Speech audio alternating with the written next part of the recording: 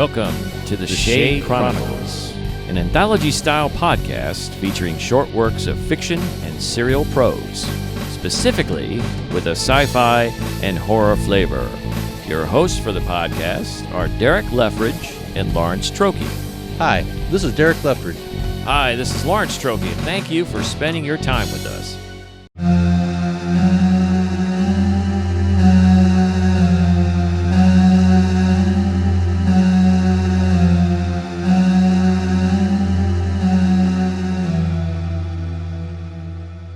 Blood Undertow by Derek Leftridge. On this very warm July Saturday afternoon, a group of 20-something guys and gals are enjoying a swim in a local lake in their community.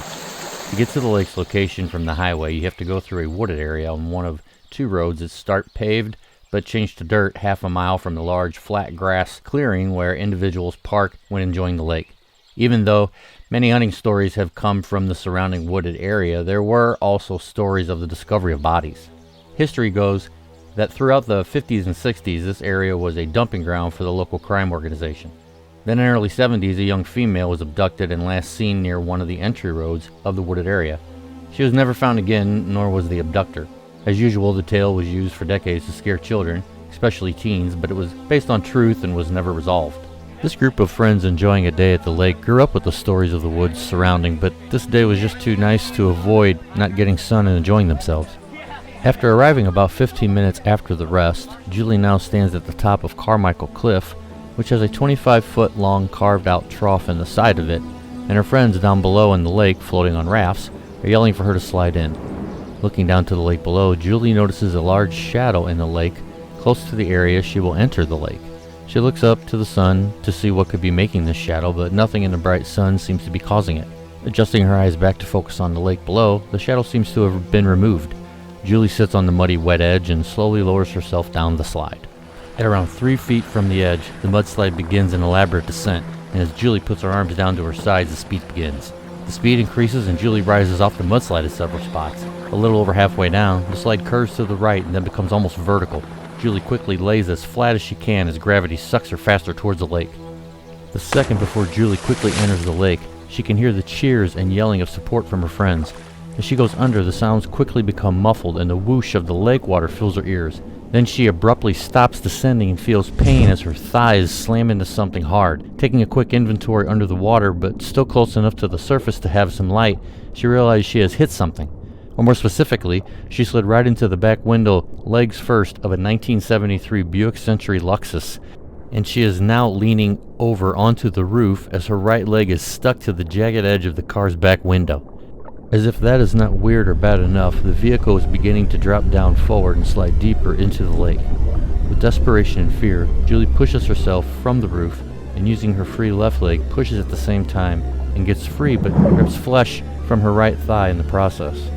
She kicks with her legs to go to the surface, and as the car begins to slide deeper into the depths of the lake, she also feels a sharp burning pain in her right thigh and loses the ability to use that leg to help her get to the surface. With not a lot of air left, she breaks the water's surface and takes in much needed air. Julie yells to her friends while frantically waving her hands in the air, but can only stay afloat a short time and quickly goes under the water again. Feeling lightheaded, she kicks rapidly with her good left leg and uses her arms to get herself back up to the surface again, and as she emerges, one of her friends is there to grab her and pull her halfway onto their raft. As Julie's friends frantically ask if she is okay, she looks back down to where her legs are dangling in the water and sees darkness in the surrounding water, which is from her injured leg. Julie lays her head onto her arms in exhaustion and begins to feel she's not alone. The concerned voices of her friends get more distant as she collapses onto the raft and, after a long exhale, passes out. As the electrocardiogram beeps rhythmically and the sounds of activity in the hall begins to rise and then settle back down, Julie opens her eyes to see the stark white ceiling and dim light of the room she is in. She looks around the room and realizes she is in a hospital and lying in a supine position. Moving her head left to right, she settles her gaze on her legs. Her right leg is elevated and stretched over it is an off-white bandage that goes from right below her groin to just below her knee. As Julie begins to push up with her elbows and lean up into a seated position, she hears, "Julie?" Startled, she looks right towards the door where the sound is coming from and sees a tall, middle-aged woman in a white lab coat with a chart in her hand. "Yes?" Julie says quietly. The word gets caught in her throat. She swallows and says louder, "Yes, I am Julie. Is everything okay?" "Oh yes, everything is good. My name is Dr. Mills, and you were brought here a few hours ago by your friends. As you can see, your leg has been injured. How are you feeling?"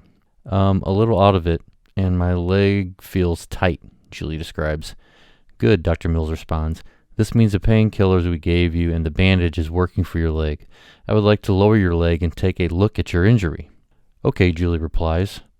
After lowering Julie's leg and slowly removing the stretch bandage, the doctor begins unraveling the gauze bandage. The doctor stops halfway and says, "Your friends are in the waiting area, and once we get done here, they can come in if you are okay with that." "Yes, thank you," Julie meekly answers. The doctor smiles, nods, and continues to remove the bandage. Once all the bandage is off, she walks to the side of the bed and looks at the stitched area. The doctor pauses and looks up to Julie, then back to the injured part of the leg. Dr. Mills, without speaking, pulls up a stool and looks closer at the leg.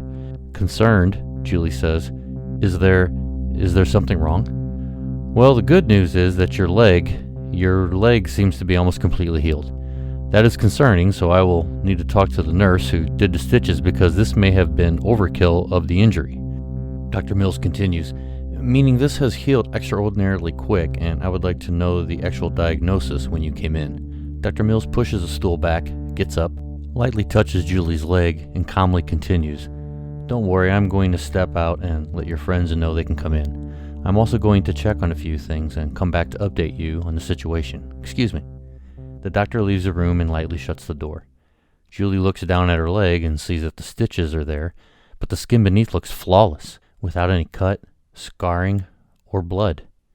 Julie is released a little over an hour after the doctor's examination with the explanation that they would like to see her again in about 3 days.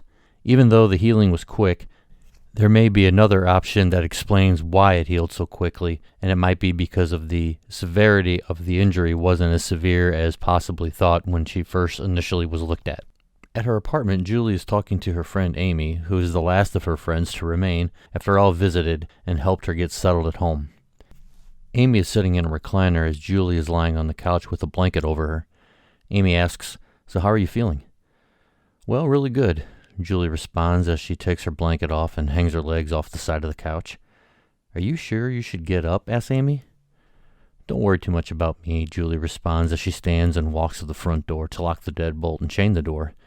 "You have more things to worry about than my leg." Julie turns around and walks to the front of the recliner. Shocked and confused, Amy starts to get up but is pushed back down into the recliner by Julie.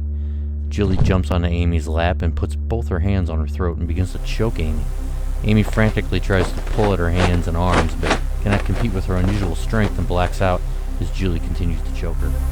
Going back 2 hours after leaving Julie's room, Dr. Mills gets a call from the authorities and is informed that the police diving team found the vehicle. After bringing the car up and investigating, they discovered it was part of a cold case abduction and murder from 25 years ago. Items remaining in the vehicle connected to a suspect that had already been put to death with lethal injection for other series of killings. DNA results show that the majority of the blood in the backseat was from the killer, so this shows the victim put up a fight. This discovery will finally give the family members of the victim closure. After a discussion about the killer, the officer told Dr. Mills that the entire department had been wanting to solve this case since the killer, on the table before his injection, announced no one would ever figure out his first killing, and this would guarantee he lives after death. His arrogance has always bothered and angered the police. Back at Julie's apartment, she carries Amy's body to her bed, lays her limp body onto it, and returns to the living room. She picks up the folder with the paperwork she was given when discharged and opens it up. She reads that after being cut by the jagged car window, she got blood poisoning from the vehicle that was in the lake. Julie smiles to herself as she reads the next part, which states that after 1 hour from when the stitches were applied, the wound was completely healed. This is a unique result. In addition, the blood type did not match the previous type on the patient's medical records, which is an anomaly. Additionally, testing is required and scheduled to verify this information. Julie laughs loudly and says in a voice not her own, "Nope, I will not be going back for any tests. I told them I would live forever. Just needed a new skin suit. Now I can continue my work."